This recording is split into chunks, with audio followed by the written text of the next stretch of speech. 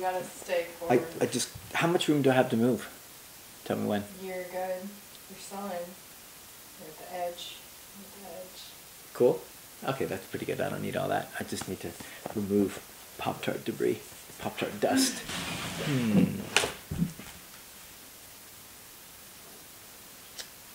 Looks like it's pointing at you. I like this.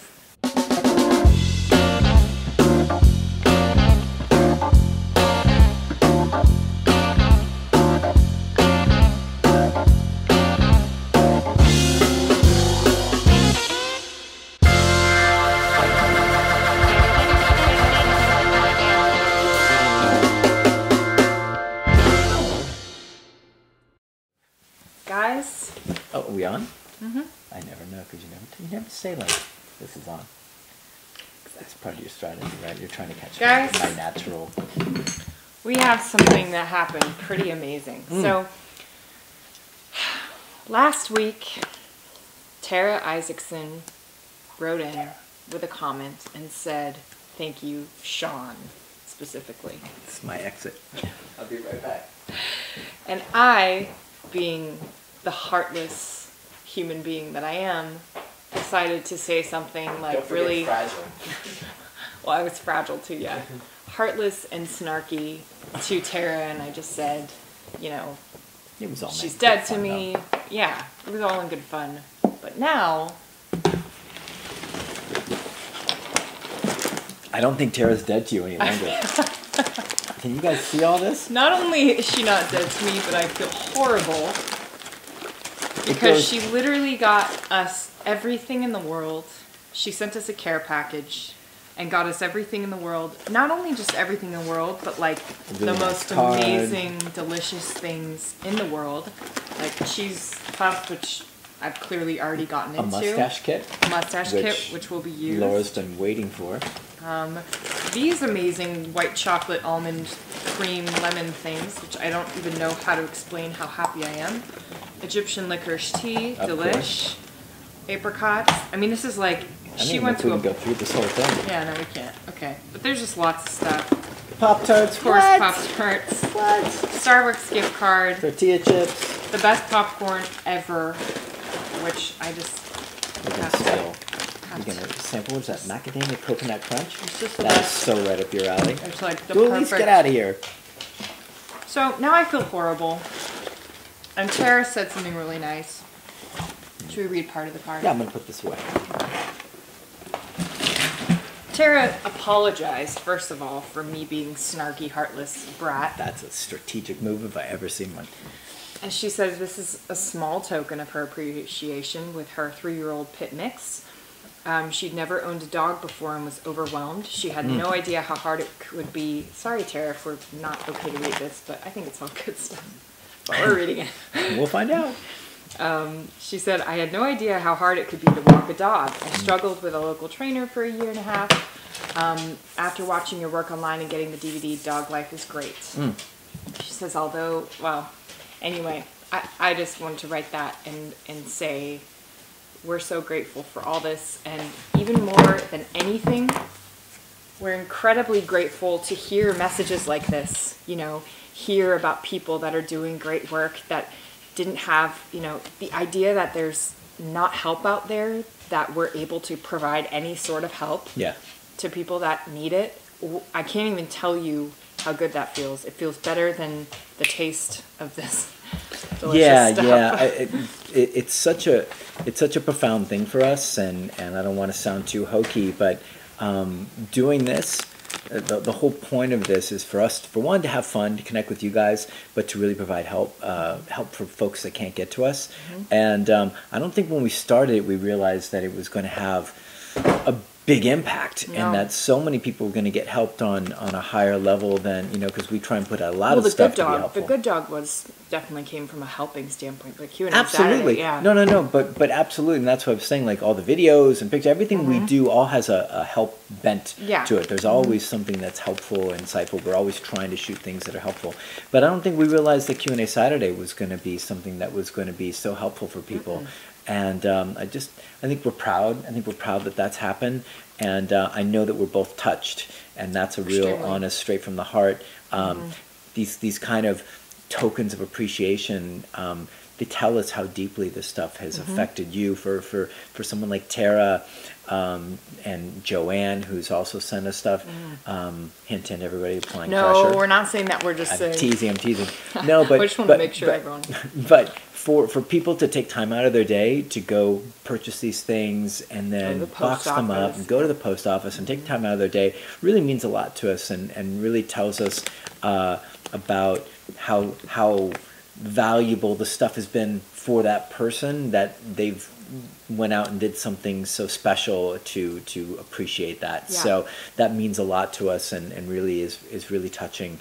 And of course, no one needs to send any care packages, but hearing and just, you know, it's not every day that this kind of stuff happens, and it's just a special thing, and so I feel like we're all in a really good groove together. We're all kind of appreciating each other, and we're awfully proud to be able to help, and we're awfully proud of you guys that are going out, because it's not always easy to do this stuff on your own and to go out snoring Bell. It's not always easy to do this work and be patient and consistent and committed.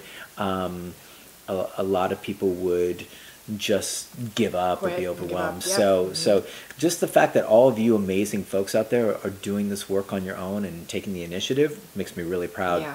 And I'm just happy that we can be some piece of that to kind of help cheer you guys on. And the goal is that so many more people and so many more dogs are rocking and rolling out there, rather than struggling and being stressed out for lack of information that we think everybody should have. So that's our goal, is to try and kind of get that message out there.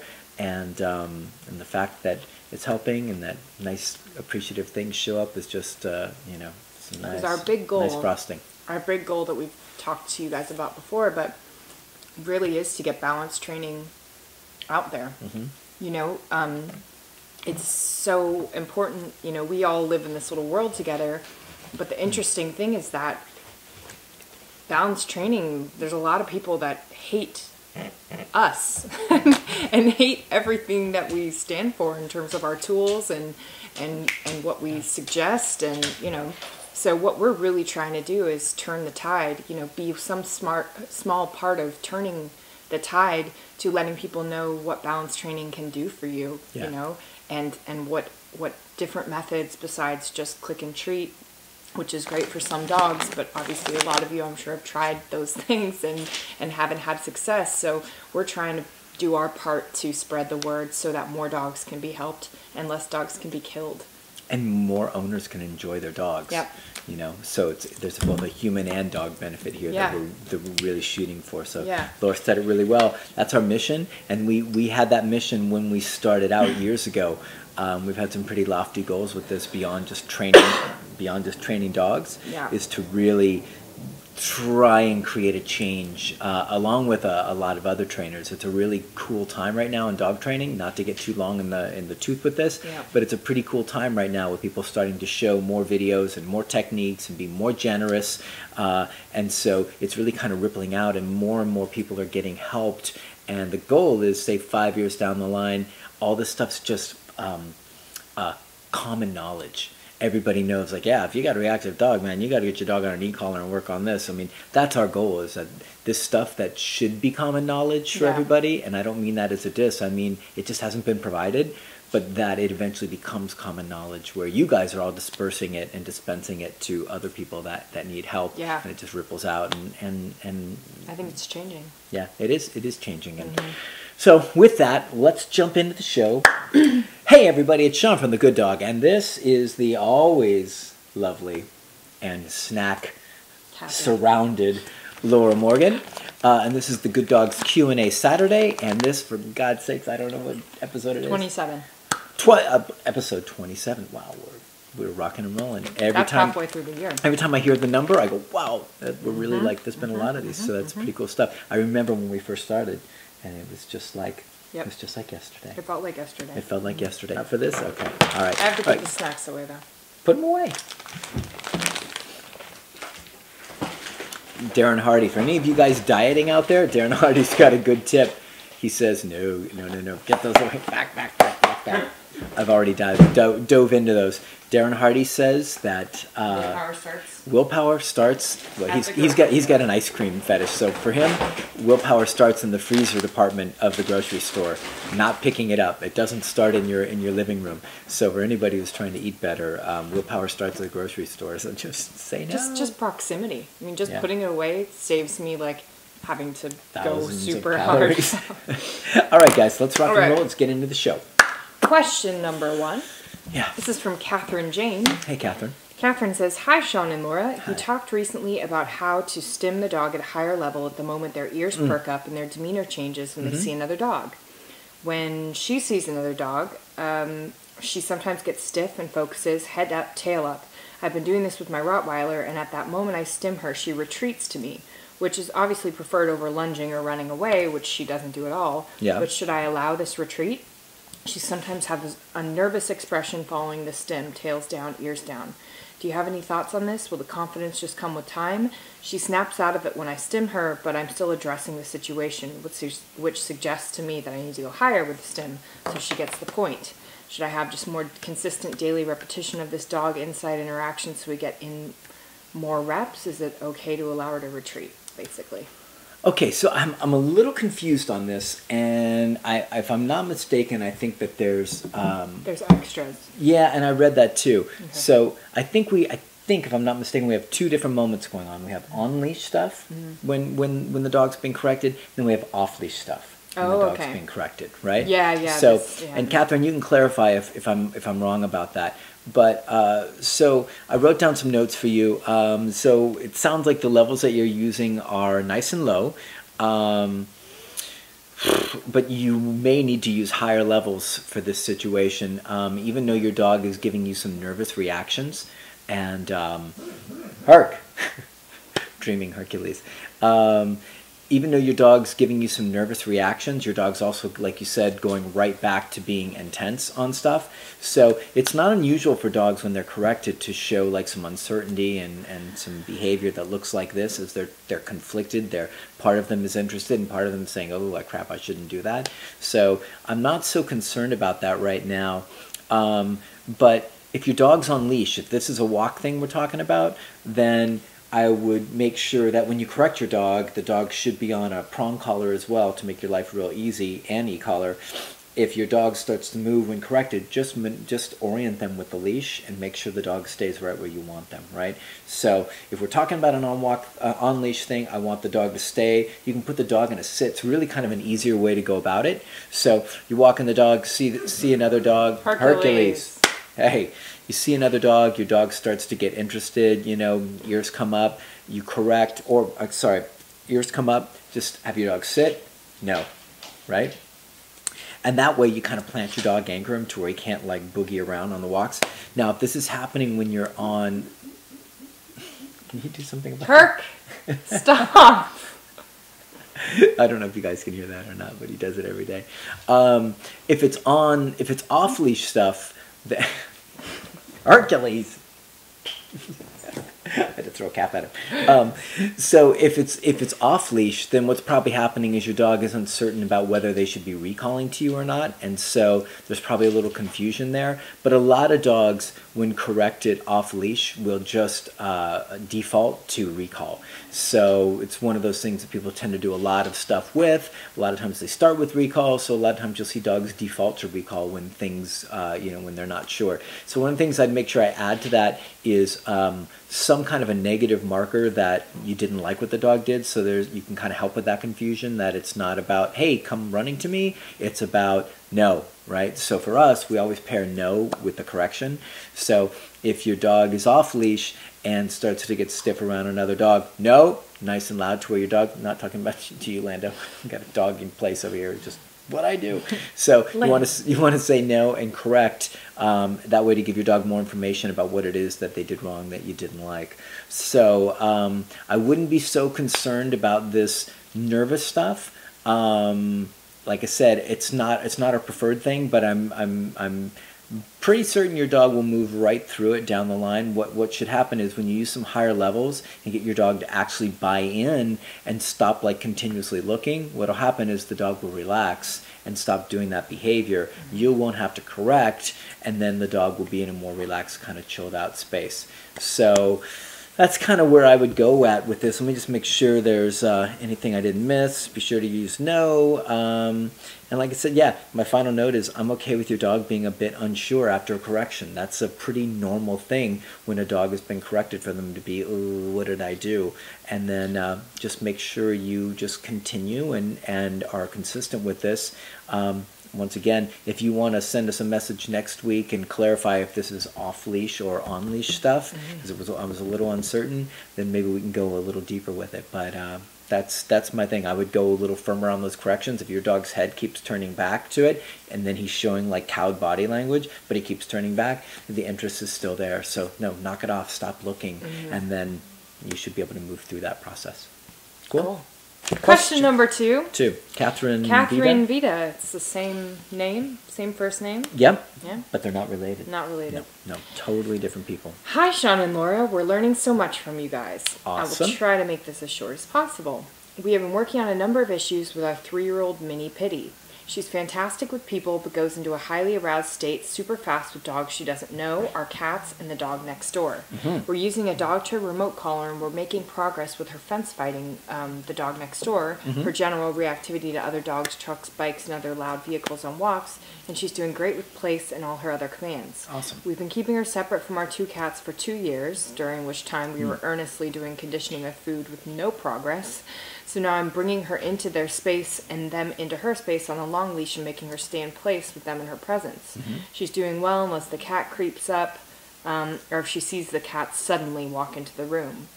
Okay. I give her a check on the remote collar. I'm not sure about the timing. I sometimes have to go up to a level 38 to get her to turn away. If I catch her before she's fixed on the cat, it's a 22. The rest of the time she's a 9 or 10.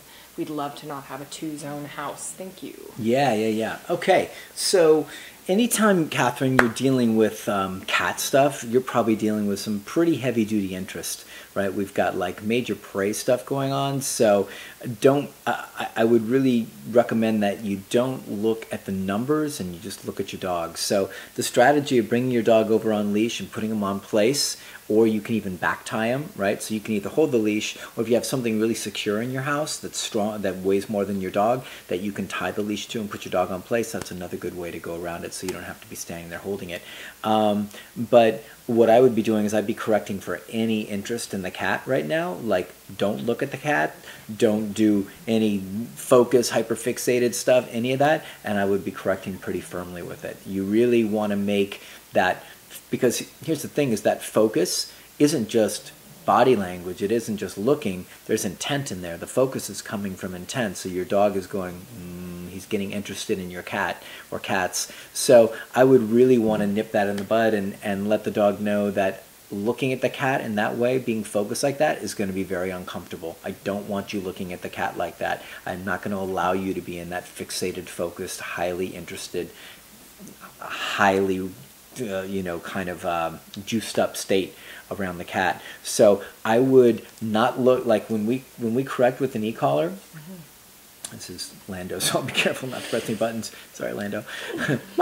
So we don't look at the button, or we don't look at the dial. All we do is watch the dog. So if I brought cats out here and I've got a dog in place and the dog is giving fixated body language or eye set, I would just say no and correct and watch, and then, oh, that didn't work, no, correct, no, correct, no, until I get what I'm looking for, right? And the goal is to get to that number sooner rather than later, so you can really kind of beat your dog to the high level of arousal state. So I think the tendency with most people with e-collars, and I get it and I understand it, and I think it's a very responsible place to come from, is to want to stay lower and start lower and be careful.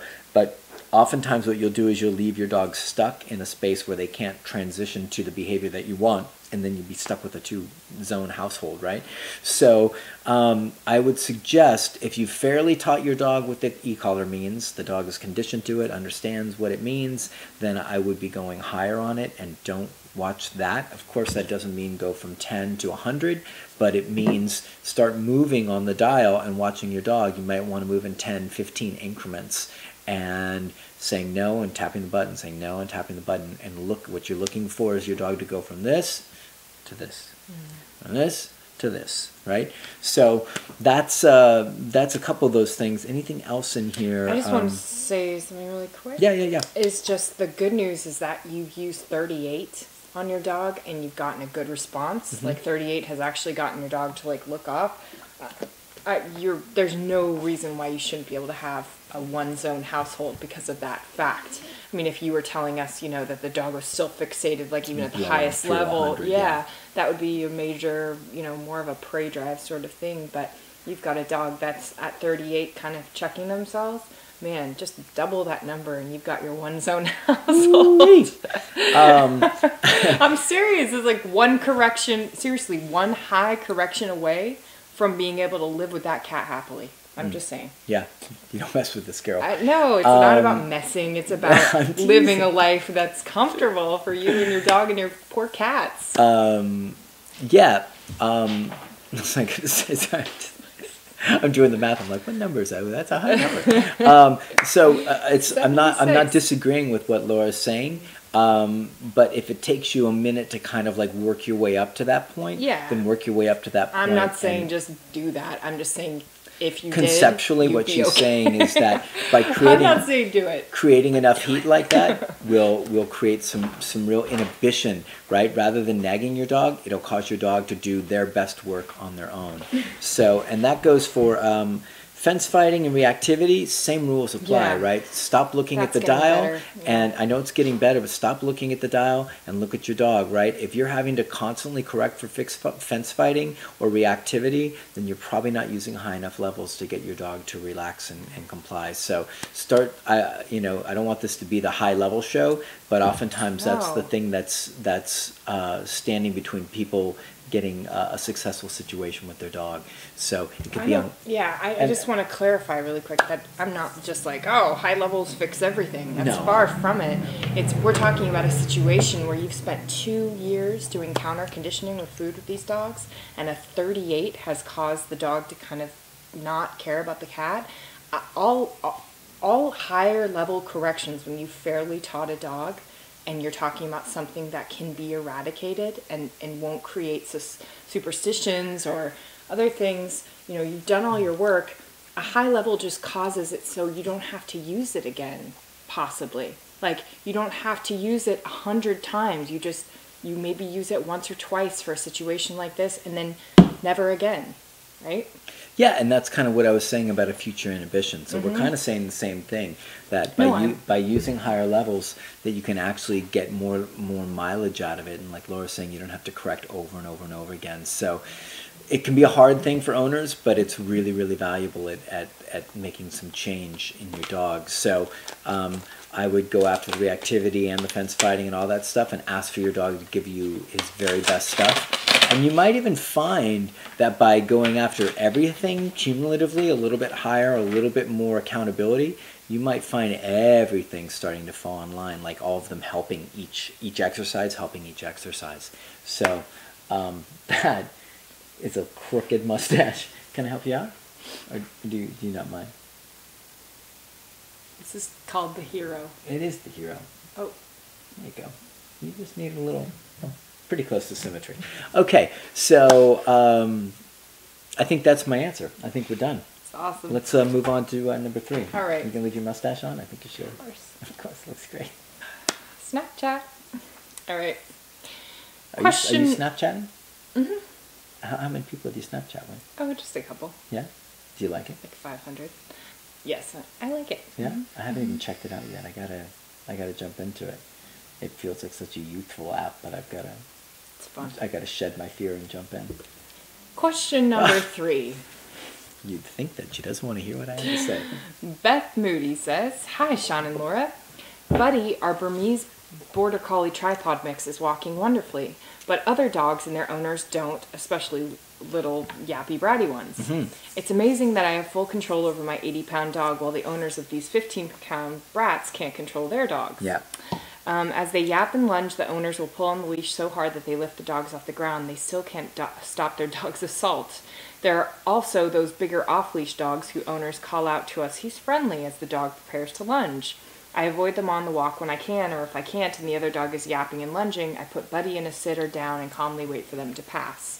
I can't believe this is my dog. He's so good." Awesome, Buddy. "I feel as though I'm training my dog to be suspicious of other dogs. How do I deal with bratty, nasty dogs and their owners without adding neuroses to Buddy?" Oh, neuroses. Okay, so first of all, I don't think you are adding neuroses to Buddy. So this is something that gets talked about a lot as far as if you're correcting or not allowing your dog to engage with other dogs, that, you're somehow creating negative associations, causing your dog to be fearful, causing your dog to be fearful, causing your dog to be insecure, untrusting around other dogs. I totally disagree. I patently disagree. I never say patently, but I'm glad it came up. That's great. So I think what you're actually doing is you're cultivating a relaxed, calm, trusting, well-led dog, versus what everybody else has got, which is maniacal, stressed out, anxious, freaked out, untrusting dog. So by putting your dog in a sit or a down and letting the storm blow by is not creating neuroses. By correcting your dog, if your dog should get interested in one of those dogs that are having a fit, that's not creating neuroses. You're relaxing your dog. You're putting your dog back into a state where they can calmly watch all the shenanigans go down. So what you're suggesting is exactly what I do with my dogs, right? So I go out with my dogs, we go on a walk, and if there's craziness going on, oh, we had ants on the table. If there's craziness going on, there's a lot of snacks here, it's possible. If there's craziness going on, I'll move away from the dogs a little bit, give them some space, and then I'll just have my dogs sit, let the storm go by. And if they start to get closer, I'll move away a little bit. But my dogs aren't allowed to react to that. So they're not allowed to engage. They're not allowed to go say hi. And they're not allowed to act like knuckleheads. So dogs walk by and my dogs go, huh, no big deal. And if Manny, because my other guys don't really care, but if Manny goes and does his little like orangutan sounds, then he gets corrected for it. He's not dangerous, he's not dog aggressive, but he gets, he can get worked up from the other dog's reactions. So then I'll correct him either with the e-collar or with the prong, depending on what I'm using with him. And then we quietly wait for everything to go by. And here's the thing, none of my dogs are dog aggressive, dog nervous, dog insecure. None of them have neuroses that have been created by this. They've actually gone from being reactive around dogs to being chilled with dogs. So I think the proof is in the pudding. My dogs are around. They're currently around dogs right now that are client dogs, and they're around client dogs and new dogs all the time. So I don't think you have to worry about neuroses. I think you're doing awesome. I think I would just continue on with what you're doing and be the person in your neighborhood that's got it together. And let everybody else just run amok. Cool? Nice work. Thanks. Oh, you weren't telling me. Sorry. Nice work. Both of you did nice work. We've got question number 4. This is from Jennifer S. Morgan. Uh-oh. Another relation contacting you. Another family member. She doesn't keep in touch with her family. The only way they can contact her is through questions here. So Sean and Laura, how's the family? No. How come you don't call me anymore? That was like a Norwegian accent. Sorry. I don't know. I have a very fearful male golden doodle that I adopted a month ago. I have taught him place and he's very slowly showing some progress, but still not walk on a leash outside and still very fearful. He gets along with my female dogs, but is reactive more so when in his crate to my 2 male rotties. My rotties are e-collar trained. They react to him sometimes when he growls. I keep them separated. I'd like to know what I should be doing with 3 dogs in order to get them along and be able to introduce them and move towards having them together. Me too. Should I send my golden doodle to a 2-week board and train? Both my rotties have gone through a 2-week board and train. Nice. I don't have anyone here that can help me with the dogs. It's just me and the trainer I know that doesn't do house calls. I can send him to a trainer that does positive training versus the training you do, and he would also do home lessons. Which training is best for a fearful dog? Thanks. Guess what, guys? I'm going to let Laura Morgan talk to her sister about this one. What? Go ahead. Go ahead. What do you think? Why do you have notes? I'm like off the cuff. Well, I mean, I'll jump in, but... Okay. So basically, let me give you the upshot. Okay. Because I know you were just reading it. So she's got a fearful golden. Yeah. She's got a couple other dogs. She Yeah. wants to integrate them and have them live happy and harmoniously. And the other ones are good and e-collar trained. Right? So she's already done awesome training with the other ones. But I think what's coming down to is that she's worried about, for a fearful, nervous dog, should she go with a positive only approach? Right. And that she also gets some home visits with it? Or should she do a balanced approach? And I think maybe she might be concerned that like e-collar work or something like that might be detrimental to her dog. And well, starting with the idea that you could have all 3 dogs on the same program is awesome. Yes. Like Makes having my heart go pitter-pat. Yeah, like having the 2 rotties e-collar trained and then having the golden doodle doing something completely different sounds like just like hard conceptually for me, especially because you already understand the concepts of e-collar training and balanced approach with that. Yeah. So that's one thing. The other thing is with fearful dogs, this is a really good question. I think a lot of people do have that concern. In fact, it's an FAQ on our website. Look at that. Saying like my dog is fearful. I shouldn't use an e-collar, right? Yeah, I shouldn't use an e-collar. I've been on our website. You have. And what I see with that is it makes perfect sense. But the way that we teach e-collar and the way if you get a good balanced trainer that teaches e-collar in the way that they should is not just about, it's not about punishment. It's not about just high corrections like a hammer from the sky, like you need to do this, or no heavy-handed stuff. Yep. It really is creating communication between the owner and the dog and creating non-negotiable rules and boundaries so that the dog feels more comfortable. So when you have a dog that is fearful or anxious or unsure or any of that, what you got to do is create what you got to do. What you have to do. You already have a mustache. This doesn't work. The sticky's gone. I took it off. I put it back on there. Oh, okay. Okay, sorry. What I feel about balance training. Sorry, is this what you're looking for? Rock and roll, lady. I sound like I'm on the phone right now. That's why I asked you. Because Okay. you do this every day. You give people vast amounts of awesome knowledge and information every day. So balance training really is the way the e-collar training is creating a much more kind of black and white, non-negotiable approach for the dog, which makes dogs feel more comfortable, just like kids and just like us. If we went to work and we were a naturally anxious person and we got to work and there was just a bunch of paperwork on the desk and your boss was just like, do whatever you got to do, that anxious person is their head's going to explode. But having a boss come in and say, okay, this is our priority today, and then, whatever it is, I sound like I don't know what I'm talking about. But That sounds great. Okay, so that's what I think. I think you should put the golden doodle on the same program as long as you like that trainer. A 2-week program is awesome. Get him out of the environment, get him rebooted. Hopefully that trainer has a ton of follow-up and also has a plan for you moving forward. And hopefully can, if that was the trainer that worked with the rotties before, there's a safe way to integrate them all. But that's a huge part of our program is all the aftercare and getting a plan for moving forward. Yeah. Nice work, lady. Boom. Boom. All right, so I'm just gonna follow up a little bit. And so for one, is if you don't get this nervousness handled, you have prime opportunity for that dog to be a target in your house, right? So if we've got a really insecure, fearful golden doodle going on, I think she's got a couple rotties or something in the house. Rotties, yeah. And that dog's anxious and freaking out, and what they tend to do is panicky behavior. That can really freak dogs out, and a lot of dogs are like, "Hey, I'm really uncomfortable with this energy around me. I'm gonna get rid of it." Yeah. So that can really put your dog at risk. So I wouldn't so much go about trying to integrate them right away. I would really focus on getting the dog trained. And like Laura said, I would absolutely 100,000%. I would get the dog in a balanced training program. I think what you'll find if you do the pure positive approach, even with somebody making house calls, I think you'll find yourself exceptionally limited to what you get.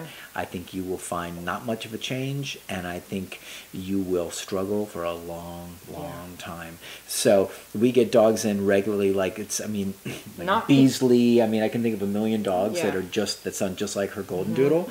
And we come in, do a 2-week program, e-collar train very fairly, very patiently, get the dog to all the stuff that Laura talked about, and what do we get? We get like a completely new dog. Of course, he's not perfect. He's not fixed. It's not like that same dog isn't in there, but his skill set, his confidence, his ability to cope with the world, his stability is enormously changed. It's transformed. So I would definitely go with a balanced approach for that if you believe that trainer has, like Laura said, the skills to do all this stuff in a fair, soft, like this dog isn't a rottie. So this dog may need softer approach, still being accountable, still having rules non-negotiable, but it might need to be administered and shared in a softer fashion. So that's both of our suggestions. And if you can't find anybody, let us know where you're at if you're struggling, and we'll see if we can put you in touch with somebody that might be able to help if the other balance trainer doesn't work out for you. Yeah. Cool? Cool. Thanks. Question number 5. This is from Sherry DeCasper. Sherry's a regular here. It's a DeCasper? DeCasper. I D'd her. You D'd her. She's got a really cute dog in her profile thing. Doggies. Okay. I have a 3-year-old pit. I see him. And I'm working on him being comfortable with dogs. He's okay with dogs as long as they don't pay attention to him. I have 6 other dogs in my house, and he is comfortable with only a couple. I've raised the number on the remote and used it when he first starts getting stiff. One day I was a little late and he let out a growl. I did it again and he stopped. The funny thing is now he stays away from that dog, and it's like he looks at him like he did magic on him. So my question is, should I wait until he's ready to go, or should I stop him before? Now believe me, the last couple of weeks have been the calmest and least tense in my house since I started correcting him at a higher level. So I know that we are on the right track. I hope this makes sense. Thank you.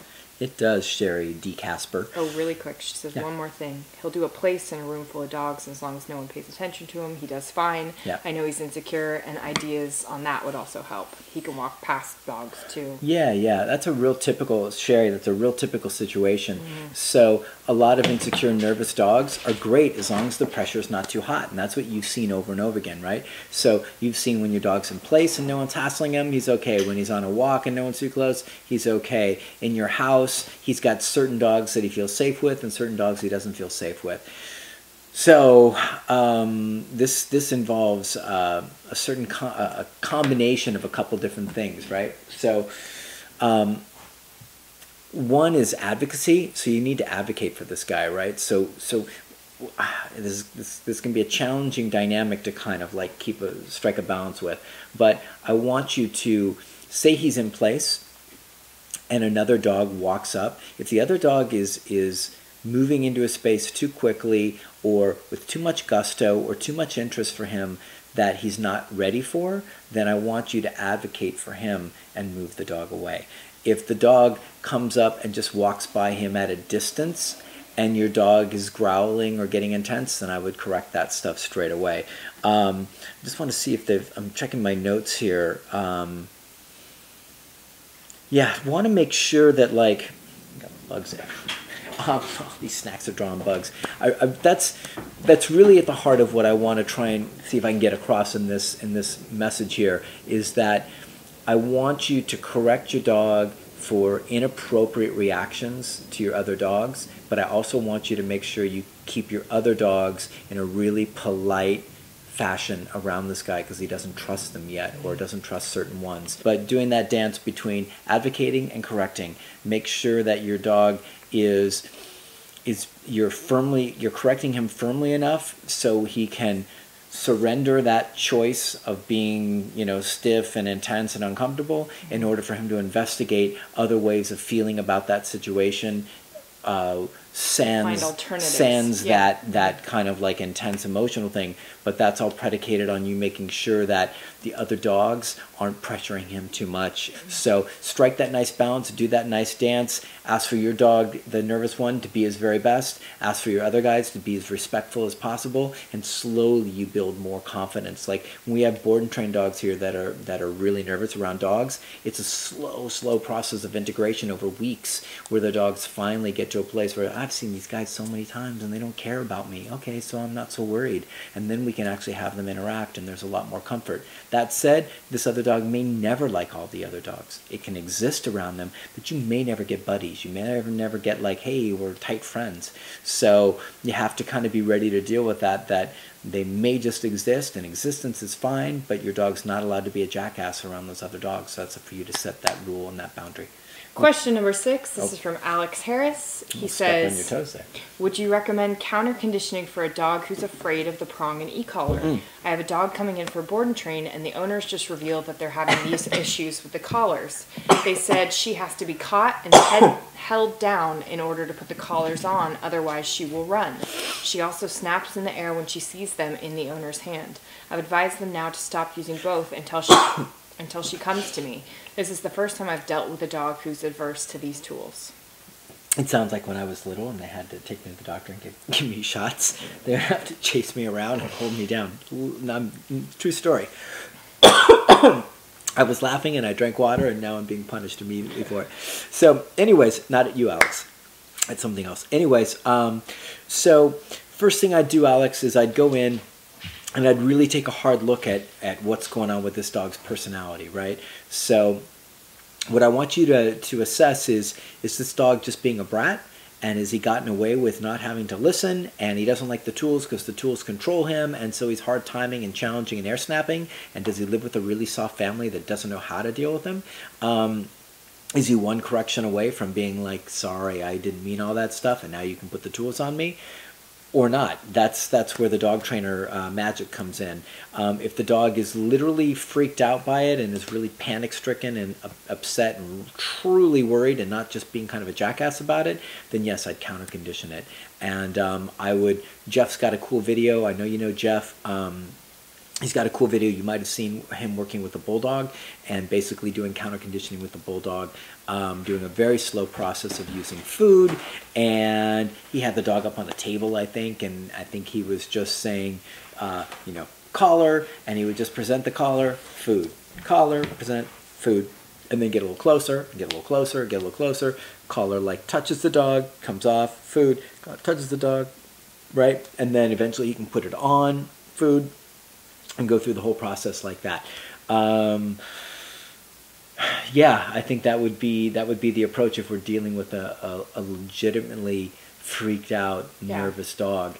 But your job is to really ascertain like what's cooking here, because I've seen a lot of dogs come in that are like, get that away from me, not because they're afraid, because they don't like what it means. That it means like, hey, I don't get to do my own thing anymore. And if the owners have been nervous about it and his snapping, his air snapping, has been something that got a good response in his world, then that could be something that's already been reinforced. And so he might be one correction away, or he might not, and he might need serious counter conditioning stuff. So go find that video of Jeff doing the bulldog, and you can message Jeff, and I'm sure he'll provide you with the link for that, because he was really proud of that video, and that should help you work through that with that dog. So cool. This is question number 7 from Heather Sears. The famous Heather Sears. Heather says, hey guys, I just want to know how to stop excited behavior in the kennel. She very rarely is in it due to me and hubby's schedule, maybe about 3 to 4 hours tops, and at night when she sleeps. Easy peasy. But whenever I go to let her out, she jumps around and scratches at the door.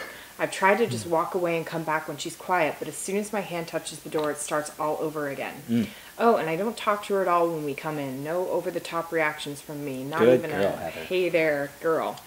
And when I put her in there for some time while we're home with her e-collar on, all she does is whine and howl, so I spend the whole time correcting that. Please help. Okay, so first things first. What's that from? Austin Powers. Austin Powers. It was a terrible impersonation. That you pulled that out was amazing. Well, You know I know that very well. Yeah, but I couldn't remember where it was from. I just knew I needed to say it. So excuse my non-Scottish accent, even though I'm Irish. Anyway, so I'm lost in Ramboland. So what I would do is we get this all the time, Heather. Almost every dog that comes in here gives us some form of that, shenanigans. So I do the same thing, and it's a really simple exercise, but it works really, really well. I don't do the waiting game. I used to do that when I started off training a long time ago, and I would be like at a client's house, like doing this, I move away, and then I come closer, and if you react, I move away, and that would go on for hours and hours and hours.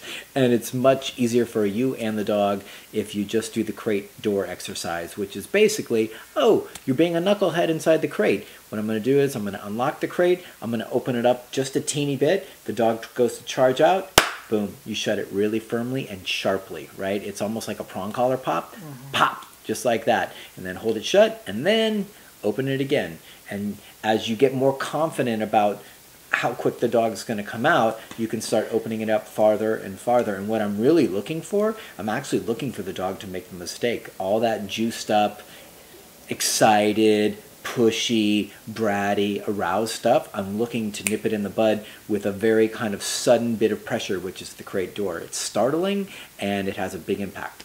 So if you're afraid of like, I'm going to hurt my dog's nose or something like that, you'll probably do it too soft and you won't get the effect that you're looking for. What you're looking for is open it, dog goes to make the move, boom, you shut it really, really firmly and really sharp and quick, and your dog goes, whoa. And what you'll see if you do it right, in just a couple reps, you'll see the dog sit back and move away from the front. Typically they'll put themselves in a sit, and then you can open the crate door and wait, right? Now what I'll typically do is I'll stand back, I'll try to challenge it a little bit more. If the dog goes for it, another slam, and then I come back here, and then I go in with the leash. Now as you go in to do the leash stuff, you can get monkey business then, because then the dog's like, oh, we're having an interaction. I'll pull away and I'll shut the door like that again, something like that. Or I might do like a quick finger correction or something like that, but that's kind of a harder one to do with a little more of an advanced maneuver. So so that's kind of what I would do, and typically that little bit of frenzied stuff at the end is pretty mild. You're usually getting the big stuff when the crate door's open and the dog's trying to charge out. So that crate door exercise is so simple, but boy does it work really well. So that's what I'd go for with that. And as far as when the dog's got the e-collar on inside the house and whining and making noise, right, that was going on too. Boy, would I go to a high level and say that whining, no good. We're all done with that whining. I'd be Especially curious, if you're having to just nag. I'd be curious what levels you're using. My suspicion is that they're not high enough, and Laura will be happy to tell you that you just need to go higher. Really let your dog knock it out. Yeah, let your dog tell you what works. Otherwise your dog's just sitting there stuck in excitement, anxious land, and it's an uncomfortable place for them to be. Terrible place. Yeah, so I would do the crate exercise and do some higher levels on the e-collar to say ixnay on the ein way. Eining way. Yeah, sorry, I'm still working on that in my pig Latin. I Cool. still, even though it's far. You're still reaching over, long arm of the law style. Do I need to send this to another state? Please. Please put it in a storage unit. Question number 8. Number 8. Let's roll through these. We're running low on time. Dana Reinhardt. Hey, she Dana. says, "Hi, Sean and Laura. My dog Meatball is naturally a pretty balanced. Pretty balanced. That was Adam Sandler had a dog named Meatball. Oh yeah. He's a naturally pretty balanced, respectful guy, the kind of dog you might call a cupcake. Since he's never shown any tendency toward counter-surfing, destruction, marking, or any other monkey business, I have recently taken him to leaving him uncrated when I leave the house. Thankfully, this extra freedom has had no negative impact on his behavior, but I do have one minor concern. I usually put him in place when I'm ready to leave, both to keep him from underfoot while I get my things together and to give him time to settle so my departure is a calm, anxiety-free event. I don't expect him to stay on place the entire time I'm gone. I know he usually gets up within a couple minutes of me leaving. I've caught him in the act when I come back inside. He can and will hold place command for over an hour when I'm home, even in another room. So here's my question. Am I possibly poisoning the place command by making it something he regularly breaks when I walk out the front door? Should I maybe designate another command, meaning like go lay in your bed while I get ready to leave, and then do whatever you want as soon as the door closes? that sort of thing. Okay, cool. All right, Dana, good question. Yeah. I think you kind of are poisoning, is a strong term, but Yeah. I think you are kind of undermining the sticking power of place command. I don't think it's going to ruin your world, but I think it will. I think it will have some negative impact on the command.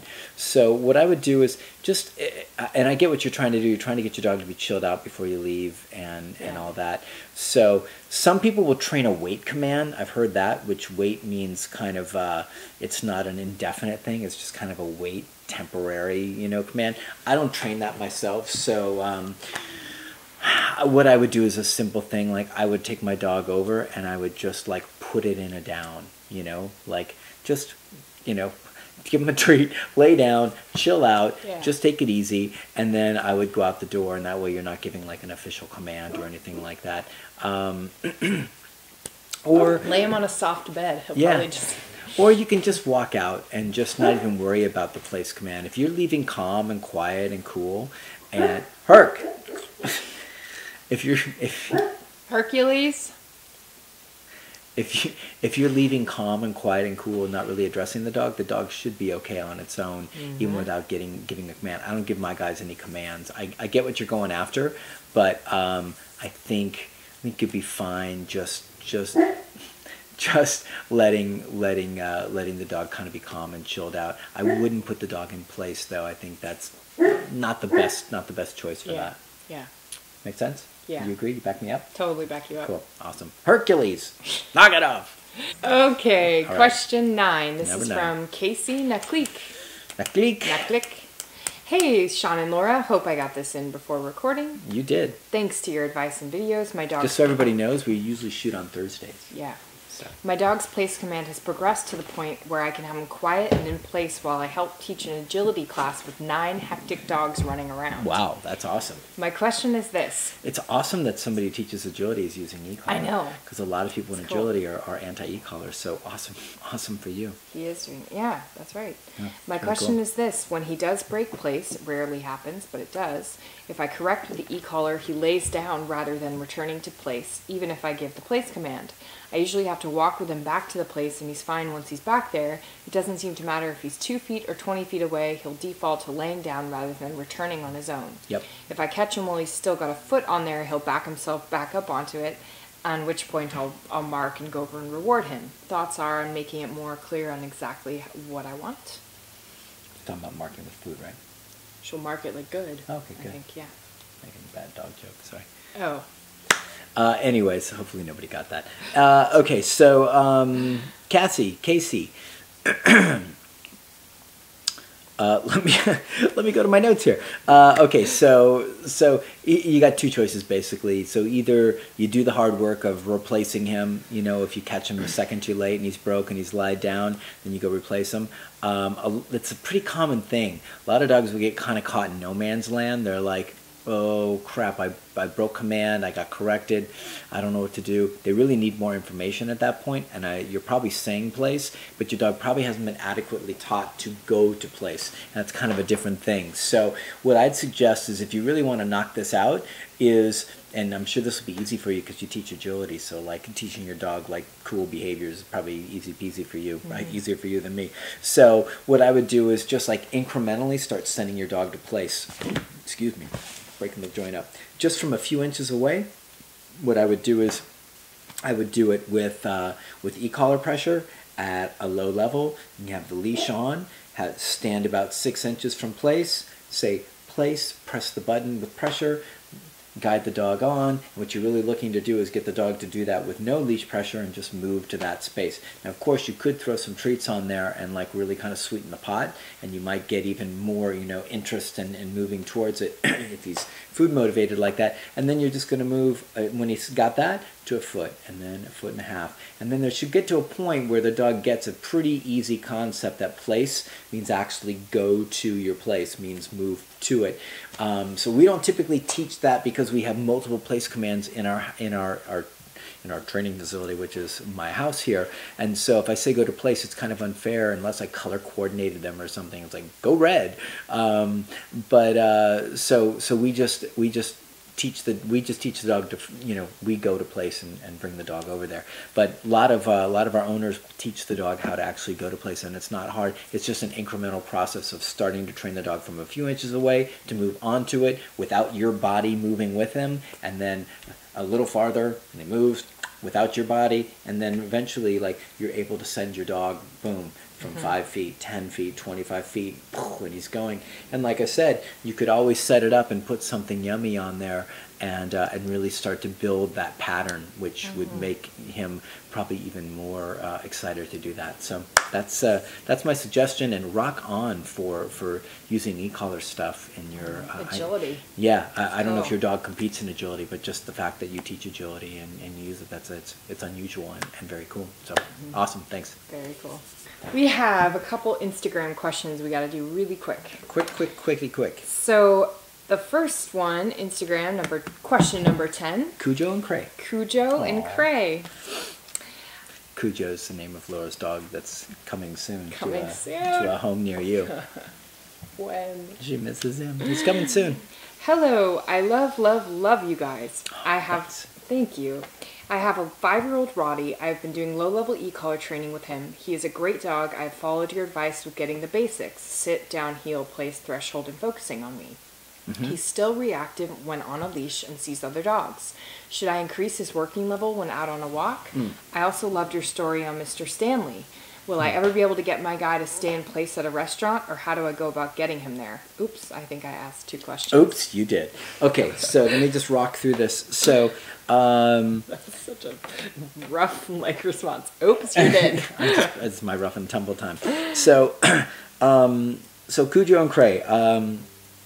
First of all, let's get. She's talking about.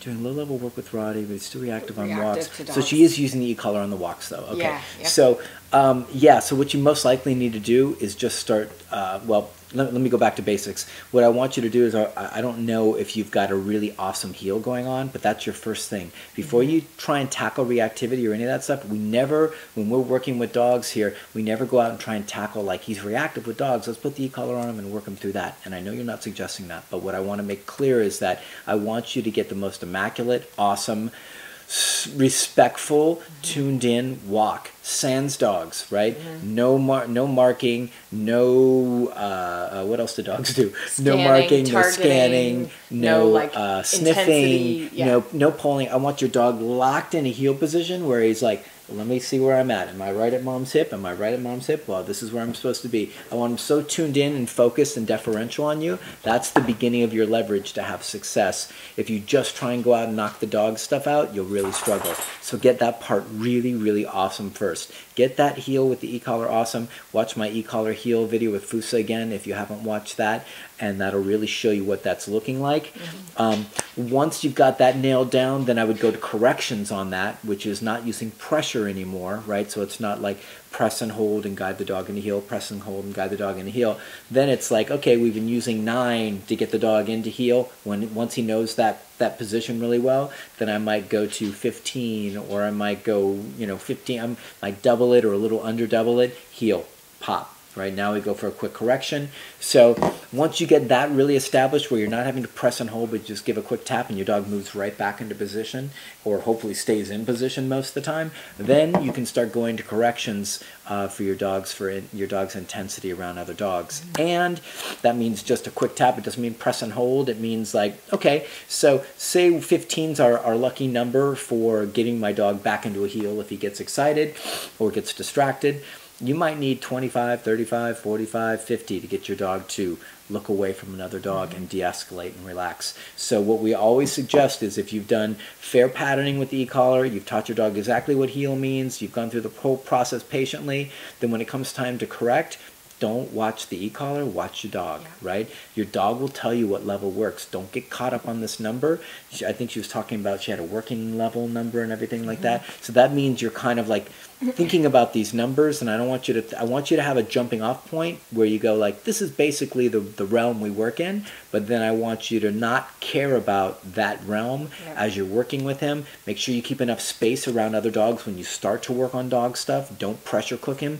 Make sure there's enough space to where you guys can can slowly both learn how to tackle it together. But as soon as he looks at another dog and ears come up or any of that, pop, and pop at a level that he cares about. How do you know he cares about it? He stops looking and his ears come down, and he relaxes. So if he instantly looks back, it's too low of a level. Go up, say no, and pop simultaneously, right? 2 commands. Heel for position, pop for moving out of that, and no for looking in an untoward fashion at anything that the dog shouldn't look at.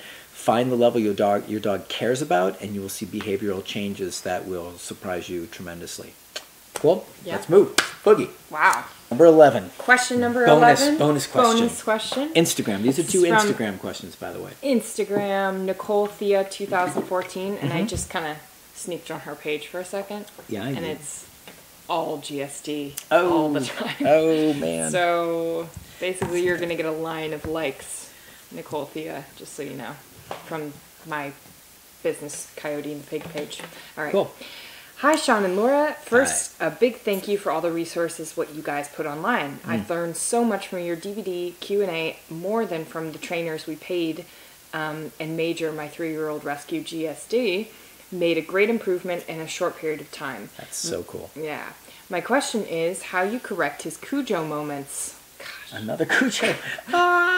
When in a car at everything that gets too close, dogs, kids, people. We're using a prong collar, but he's hard to correct when driving and he's in the back of an SUV.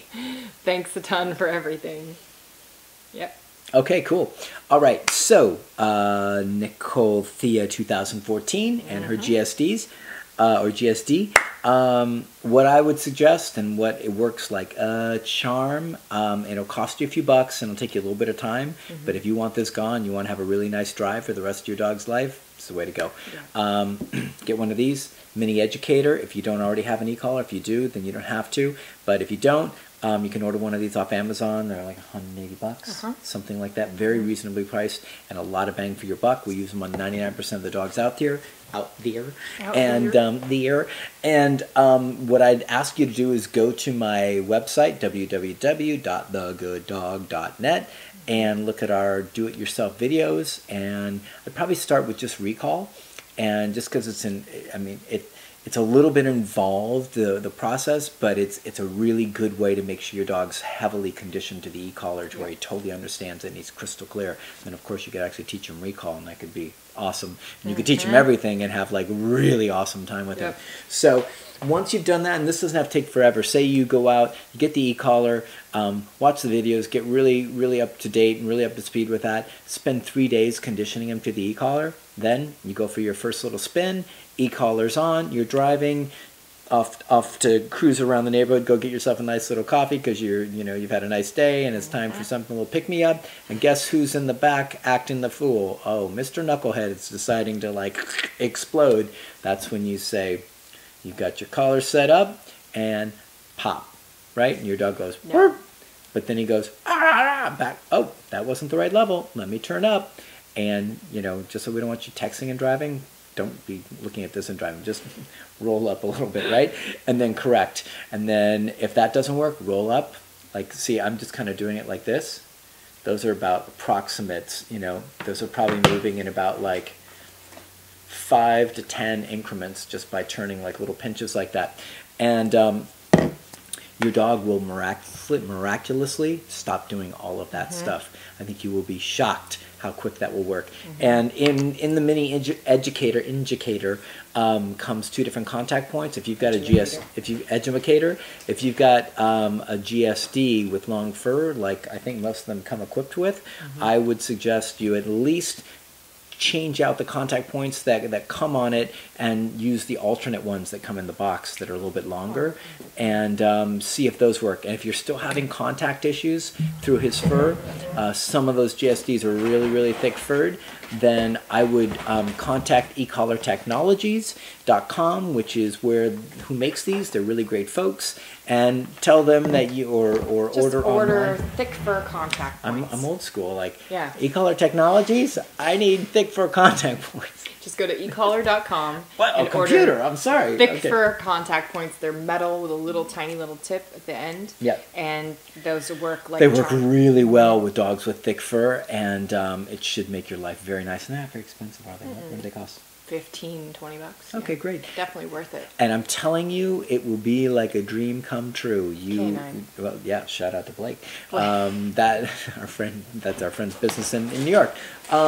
So that's what I'd suggest. And if, like I said, if you go to the work, if you go and do the work to get an e-collar and spend the money and get rid of this problem and teach him recall to condition him, you might as well do some other fun stuff with it. We've got several videos on there. Go have some fun. Teach him sit down, place, recall. Man, now you got remote control dog. You can have him like. Sorry, there's Cheetos flying across the table from a grizzly bear in the campsite. You can actually like have the most amazing dog, and a dog, this has got half a mile distance if I'm not mistaken, so you can have your dog at a park or something like that and come to you every time you call, even around other dogs. So pretty awesome stuff. So that is my answer. Nicole Thea 2014 and your lovely GSD who is freaking out in the car, and I'd love to hear from you that you've made this all go bye-bye, because that is the worst thing in the world. As somebody who knows somebody, a certain someone who used to have a certain GSD that had some car antics, I know how terrible that is. It's a royal pain in the rear. They're so territorial. They're just so like, rah, rah, who's that? Who's that? It's so Get away from my unnecessary. car. Yeah.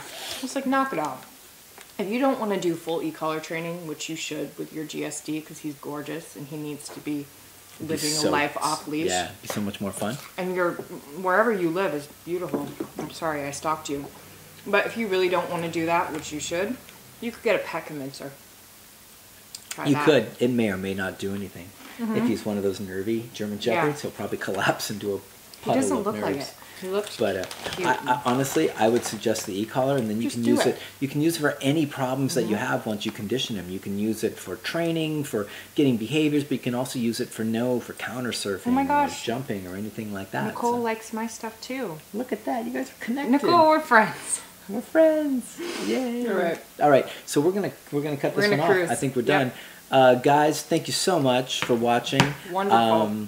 Once again, Question thanks of to the day? Tara. Yeah. Thanks, Tara, for Thanks for the making fiery cheese nuggets that Laura's currently diving into. Thank you for making me angry at my treadmill. You're gonna go work it out. Question of the day. I don't know if we've fabricated one. Have we come up with one? Question of the day. No, Laura's gonna take it. What is your favorite snack? I asked favorite pastry. Is that okay? Okay.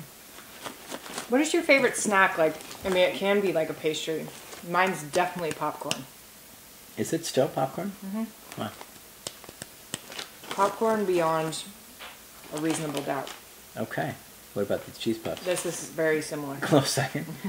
All right, guys. So that's question of the day. What's yours? What's my favorite snack? Ooh, man. I don't discriminate. I like a lot of snacks. Man, if I had to choose a snack, what qualifies as a snack? Like Cookies. Cookies is that a treat or is that a snack? You always say, "Can you go get me snacks?" I do, don't I? Okay, so cookies are like, I've got a big cookie thing. So anybody who wants to send other care packages, that's where to hit me in the heart. No oatmeal raisin though. They make him sad. I like Cheetos, but I don't allow myself to ever have them. Wow. Just, they're so good, and I don't know anything about eating like a small portion of them. I only know about eating a whole bag, and then there's a lot of guilt and self-loathing, and I'm trying to dodge guilt and self-loathing these days, you know. Yeah. So I like Cheetos. Man. Cookies. Yeah, I think in a pinch, like a real easy travel snack is a good bag, and let me tell you, as an expert who's been around the country and tried them everywhere, this is so weird. A good bag from a good facility that builds serious Famous Amos cookies, because they ain't all the same. There's Famous Amos that, I don't know, I think they bake them in a lot of different parts of the country, and there's parts that don't taste so good, and there's parts that are buttery, crunchy, off the hook goodness. When I get a bag like that, it makes my heart go pitter pat. Yeah. And to him, no bag is created equal. No, they're not. Just because, this was pre-illness. Now, post-illness, I'm 3.5 weeks into getting rid of this flu thing, and I can't really taste anything. So we'll see how this is all going to shake out. It may be the best thing that ever happened to me that I lose my sweet tooth, because like we were eating peanut M&Ms yesterday, right? And I got done with the bag of peanut M&Ms, which are one of my faves. And what did I tell you? What was? Just tastes like a bag of Crunchy. That's a sad day. It's a sad day. A bag of Crunchy, and I was eating them all through memory. I was creating sensations in my mouth all through memory that didn't really exist in my hand or in my mouth. And you know, I mean, it's an okay second, because I've had a lot of peanut M&Ms in my time, so I have a lot of files to pull from. But the reality is it's a little sad, and we'll see. I can do savory stuff okay. I can taste it, but the sweet stuff, not so good. We got to wrap up. We done with this whole presentation. Long All right, answer. guys. So famous cookies, I think, is what I'm trying to say. Thanks, guys. Thanks, guys. See you soon. Thank you.